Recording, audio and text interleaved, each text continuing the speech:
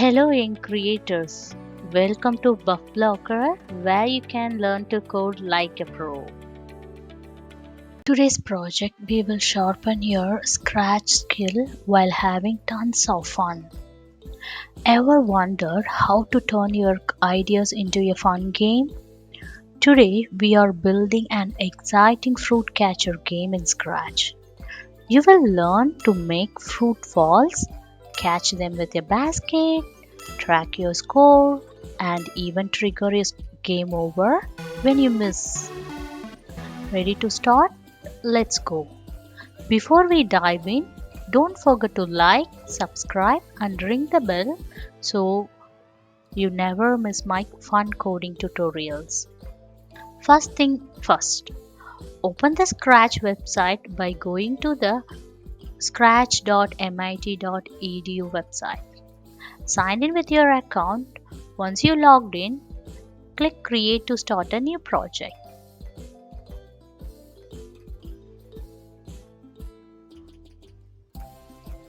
Now you are all set to build a game. Step 1. Adding the apple sprite. Let's start by adding the apple sprite. Click the Choose Sprite button at the bottom right and select Apple Sprite. Let's delete this cat icon, we don't need it. Now we want this apple to start at the top of the stage. So let's add when green flag, click the block from events. To position the apple, go to the motion category and drag out go to XY block. Set Y value to 200, that is the near to the top of the stage, and leave the X value to 0 for now. Apple should fall from the top of the stage when you click the green flag. Step 2. Making the apple fall. Next, let's make it fall. Under the motion, grab change Y by block. Since we want the apple to move down, change the Y value to -1.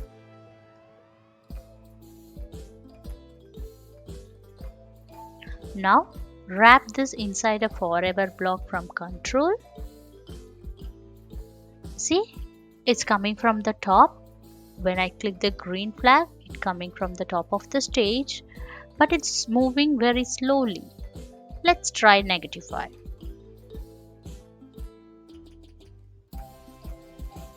Yeah, I think this is better now. But notice something, it keeps falling off the stage and doesn't reset its position. It's not coming back, right? Let's reset it. Step 3. Resetting apple position randomly. To make the apple fall again from the top, we need to reset once it touches the ground. So add an if-then block from control inside this forever loop. From the operator, grab the less than block and place it inside this if-then block. Here in the first space, we have to check the Y position of the sprite. So in the motion category, we have this block Y position, which returns the current Y position of the sprite. Let me place it here. So in this second space, we have to give -180, which is the very bottom Y value of the stage. If the Y position is less than -180, we want the apple to reset. So let's duplicate this go to block, place it inside this if then block. Look at the result. It's coming. Once it reaches the ground, it's reset the position, so seems it's coming again. But notice something, it is coming from same spot every time. It would be more realistic when if it coming from different position randomly from the top. For that, I'm going to pick a random block from the operators. Here is the random. So this generates a random number from the given range. So here is the default range from 1 to 10. Look at this. See, each time it returns a different value. Let's change the x value to pick a random number from negative 200 to positive 200. This makes the apple fall from random position across the stage. Now, each time it hits the bottom, it resets and falls from a new spot. Cool, right? Step 4. Adding the bowl sprite for catching. Now, let's add something to catch the apple. A bowl. Click on the Choose a Sprite. Search for bowl.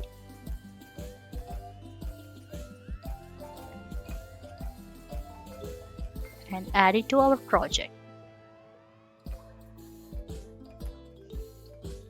We want the bowl to move with the mouse in the bowl core. So let me place the bowl at the bottom of the stage. In the bowl core, first let's pick when green flag clicked block from events. From the motion, let's pick set x to block, as I want this sprite follows my mouse pointer. So grab a mouse X block from sensing and let's keep y value constant. So from the motion, let's set y value to maybe negative 150 to stay at the bottom. If you wrap them inside a forever block, it keep following my mouse pointer. So I think I should reduce the size of this apple a bit. Let me reduce the size. Let me try 80. Oh, I think I should reduce a bit more, maybe 60. Yeah, this is better. Oh, we forgot to add a backdrop, right? So click on this image icon. Let's set a backdrop. Maybe this blue sky. Yeah, looks better. Step 5. Detecting collision. Catching the apple. How do we catch the apple? By checking if the apple touches the bowl. Back to the apple's code. Under the following script, let's add another if-then block from control. From the sensing, so let's grab this touching block. Let's change the menu to bowl. So even if it touches the bowl, it should reset the position. So let me duplicate this, go to block and place it inside this if-then block. Look at the result. Even when the bowl touches the apple is resetting its position.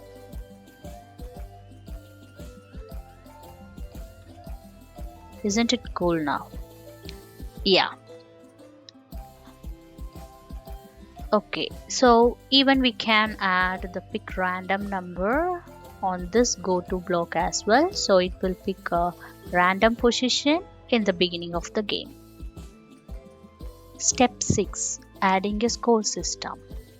Time to add your score variables. Go to the variables, make a new variable, name it score. Okay.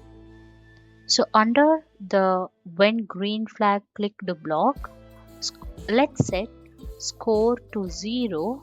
So it starts from 0 every time when you click on the green flag, as we are starting a new game when you click the green flag. Okay. So we need to increase the score value whenever the apple touches the bowl. Here over this go to block, let me add change variable by block. Let me set the variables name to score. So we are changing score by 1 whenever the apple touches the bowl. Test it out. See, every time you catch an apple, the score goes up. Okay,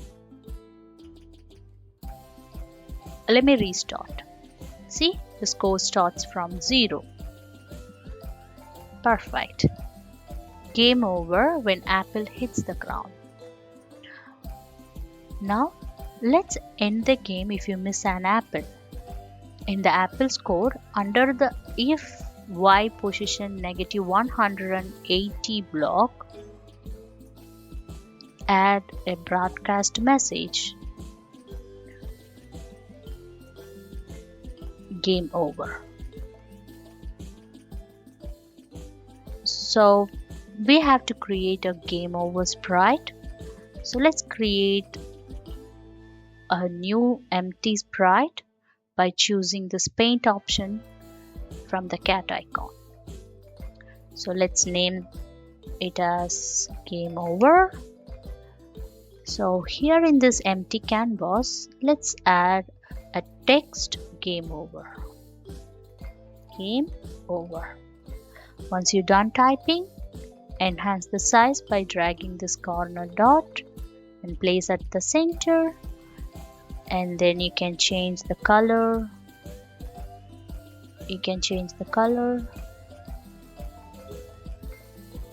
Okay, and place the sprite at the center of the stage by setting x and y value to 0. Okay, so let's go to the code tab. When green flag click, we have to hide the sprite. So from the looks, let me get this hide block. So we have to show the sprite once the game is over. We already broadcast the message game over. So when I receive the game over message, I want to show the sprite. Okay, let's test it. See, when apple touches the ground, the game over message is appearing on the stage, but the game is still going on. So we have to stop it. So let's stop all by adding the stop all block from control. Okay, let's see. So once the apple hits the ground, it stopped the entire project. You can see the apple is no more falling down. However, we should hide these two sprites. I'm adding when I receive game over, hide. As we're hiding the sprite, of course we have to show it, otherwise it won't appear on the stage when you click the green flag. So you have to do the same on the bowl sprite. So show when green flag is clicked and hide when I receive the message game over. Okay, let's test it. Okay, so see, perfect. Okay, let me click the green flag again. See, the game over sprite is not there. I mean, the message is not there. We have the bowl and the apple back on the stage. Step 8. Adding sounds. Let's make it lively with the sound effects. In the Apple score, go to the Sounds tab. I think we need to add a new sound. So let's click this speaker icon to add a new sound. So I would like to add this collect sound. So go to the core. So whenever it touches the bowl, I want to play the collect sound. So let's add start sound over this change score by block. Now we need to add a background music. So even we can add that here in the same Apple Sprite. So go back to the sound tab again, click on the speaker icon, check this loops. So you can add any sound. Maybe I'm going to add this sound. So let's reduce the volume by tapping on the software. This is good. Yeah, let's go to code tab. Click on the code tab now. So we have to keep playing this background music. So let me get another when green flag clicked block. Okay, from the sounds we have to use play sound until done, because I'm going to wrap this block inside a forever block. So see the result.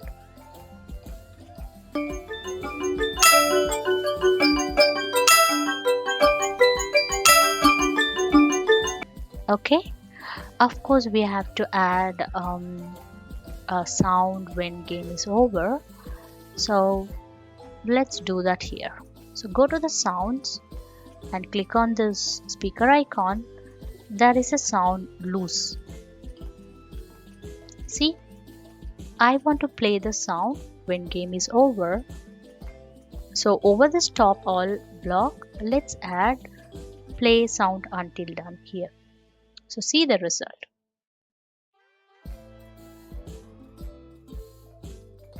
So it's keep playing it, because look at the code here.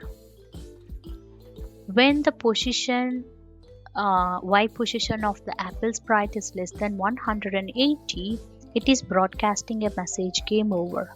So it's still there at the bottom, so it's keep broadcasting this message. So we have to stop this script once it broadcasts this message game over. Let's see the result now.